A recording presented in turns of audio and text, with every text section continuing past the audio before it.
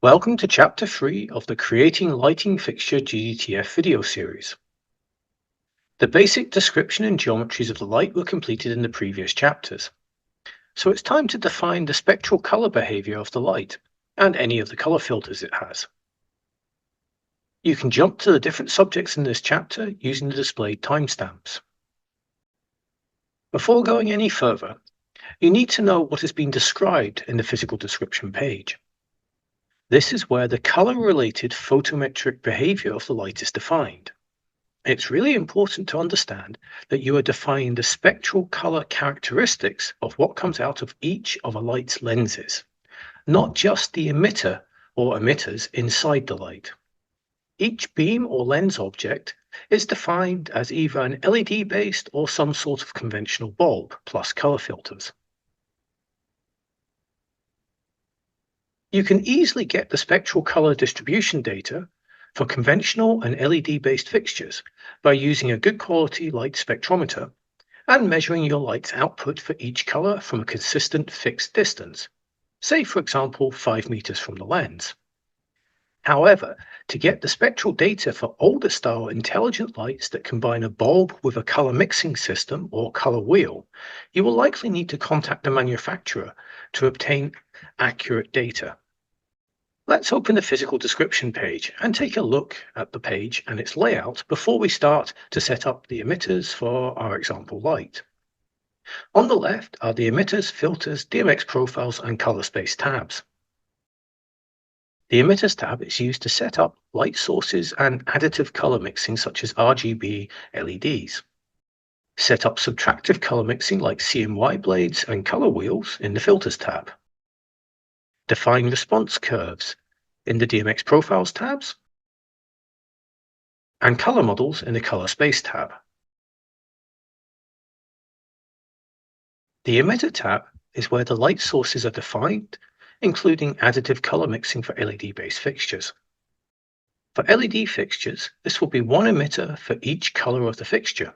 So for example, an RGB light will have 3 emitters. Each emitter has a name. This should be based on what the emitter is. Define the color of each emitter. Enter this as numerical values, or use the color picker accessible by clicking on the icon. Another way to define the color of emitter is to enter its dominant wavelength.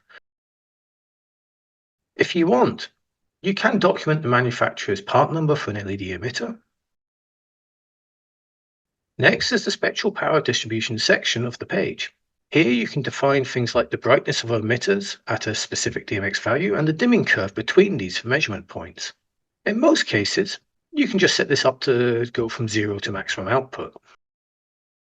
And you enter the DMX percentage in the physical field. Set how bright the fixture is at the given DMX value in the luminous intensity field, in Candela. This also helps define any additive color mixing behavior. Interpolation defines the dim curve starting at the previous point defined. The second part of the spectral power distribution section displays the light energy of the emitter at specific wavelengths. This is displayed in 2 formats, as a graph and as a series of measurements at specific wavelengths. These values are imported using a CSV file.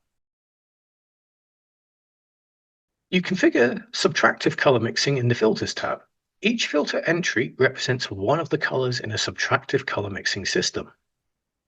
This could be a CMY system or a color wheel.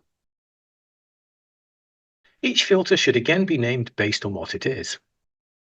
Just like an emitter, the color has to be defined either numerically or using the color picker.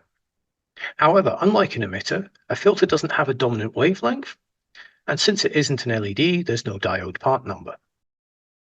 The spectral power distribution section allows you to define the DMX curve and brightness for specific points. The main difference here is the transmission value. This is used to calculate how the output of the emitter is affected by the filter at the defined DMX percentage. Again, we can set the dim curve. One important point to remember here is, unlike emitters, filter spectral photometric data will need to be obtained from the manufacturer. Manually measuring the filter spectral photometric data is possible, but requires a significant investment in equipment to accomplish.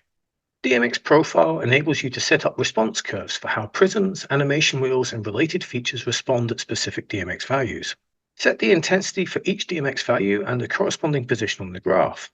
This is a strictly optional step, as currently there isn't any software available that uses this information. The last tab enables you to define a color model for your fixture. This is intended to make it easier to match colors across different fixtures and applications. Name the space, choose what color model the color space uses. This defines the color reference points. If you choose custom, you will have to manually set the reference points using the color picker. Like the DMX profiles, this is an optional step and is designed to support future console and visualization development. Now to configure some examples, starting with setting up an LED-based light. You'll need to define each color of your LED fixture. So since this example uses a 3-color LED mixing system, this means we need to define 3 emitters, red, green, and blue. Starting with red, hit Add Emitter, name it red, and then let's activate the color picker by hitting the icon on the right-hand side of the color field. Since this is an example fixture, I'm going to use the R dot on the picker and move that around until I get roughly the color I want. However, if you are using a good quality spectrometer, you can directly enter the color values into the color picker as well. All the fields are linked. Another option to define the color is to set the dominant wavelength of the LED emitter for this color. This can be obtained again using a spectrometer or by contacting the manufacturer. If you know the diode part number, you can enter it here. Next, the spectral power distribution should be defined. By default, the physical field is already set to 100%. Add the luminous intensity of the emitter based on the info from either the manufacturer or your spectrometer. I'll set the dim curve for the emitter from the last point we have defined, in this case it's from 0, and I'm going to use linear as this is the most common curve. If your spectrometer can export a CSV file, it can be uploaded using the import button. Now, let's repeat this process for the green and blue emitters of the LED. As before, name them based on their color and use the color picker to set the color for each. The main difference here will be that the dominant wavelength and the luminous intensity will be different for each color. Since most RGB fixtures don't use filters, let's take a look at setting up a more traditional style moving head that uses a bulb, and then use the Filters tab to set up the CMY mixer. First, add the bulb. Again, let's use the color picker.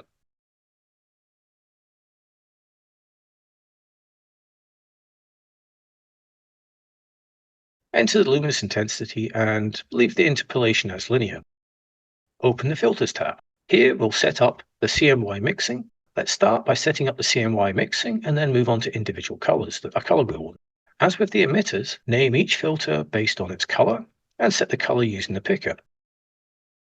Again, only set the spectral distribution for the 100% value. For most previous purposes, this is enough for accurate visualization. You'll need to obtain the transmission value for the filter from the manufacturer. And lastly, set the interpolation curve. Again, this will be linear. Let's repeat this process for magenta and yellow filters of the color mixer. The process for setting up color filters for use with a color wheel is exactly the same as for filters. Now that the emitters and filters are set up, we can move on to the next stage of creating the GDTF. Please note that at the point of recording this video, both DMX profiles and color space features are primarily intended to support future console and previs feature development and are unnecessary for current GDTF fixtures. In Chapter 4, we'll go through the process of adding wheels for gobos, colors, and other attributes.